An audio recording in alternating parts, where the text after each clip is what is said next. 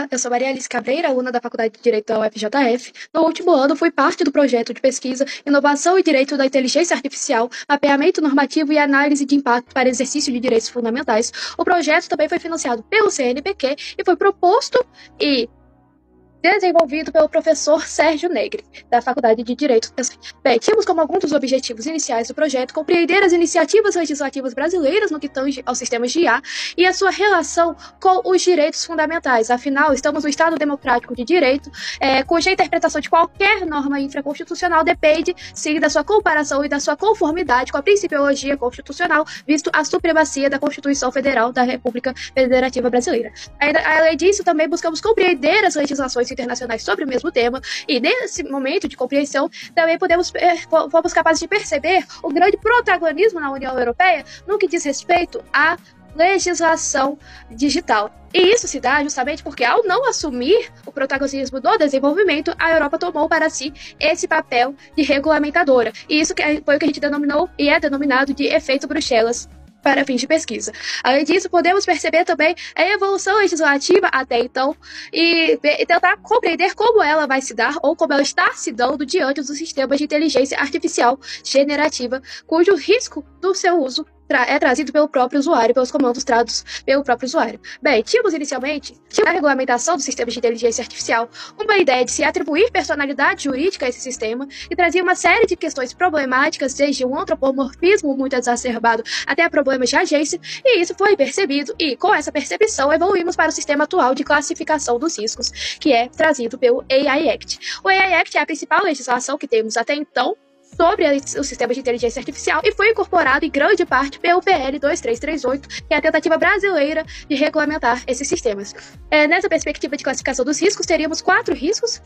desde o risco excessivo, que seria inadmitido, proibido, que seriam aqueles que lidariam com social scores, com manipulação social, até aqueles riscos que seriam considerados mínimos ou muito baixos, que seriam de chatbots ou de videogames. O AI Act ele se preocupa mesmo em regulamentar são os sistemas de alto risco, que são aqueles que impactam na educação, na saúde, nos sistemas de emprego,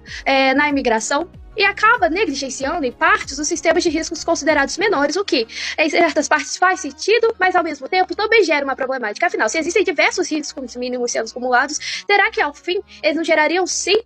o interesse digno de ser tutelado também e igualmente por essa legislação? Além disso, não podemos esquecer de fazer contextualizada, afinal, o AI Act ele não é a única legislação sobre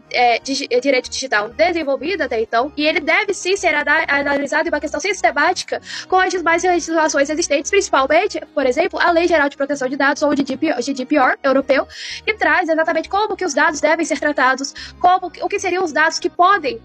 ser utilizados em grande massa, o que seria de grande risco, o que seria sensível, e também tem problemáticas dentro da LGPD que a gente também tratou, como por exemplo, será que é possível, no contexto atual, termos dados considerados sensíveis em uma lista taxativa? Será que não é mais amplo?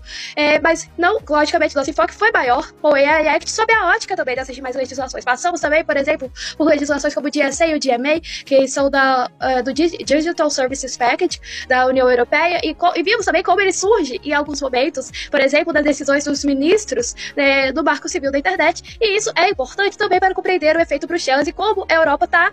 as legislações europeias estão sendo incorporadas no nosso contexto do sul global, e também compreender como isso também pode gerar o problema do exercício de direitos fundamentais. Afinal, vivemos em um contexto muito distinto daquele do norte europeu. Além disso, tivemos também a sorte de termos a contribuição dos professores da Universidade de Cabreiro e discussões que foram desde como se realizar pesquisa em direito comparado, até direito de não ser manipulado, e ter a compreensão melhor do que são os bens jurídicos tutelados pelo Estado e o que seriam bens jurídicos dignos de tutela, para poder também gerar um pensamento crítico acerca dessas legislações que vêm surgindo, críticas desde que, será que elas estão sendo abrangentes com os menores desenvolvedores, ou elas só foram pensadas visando os grandes desenvolvedores? Quem será atingido por uma legislação que talvez não considere também os direitos fundamentais e as problemáticas das questões contextuais do nosso país? Afinal, nós temos um histórico de colonialismo que também é perceptível nesse momento de importação de legislação. É isso, muito obrigada. Não deu para trazer a fundo cada parte da pesquisa, mas sim um panorama geral para esse vídeo.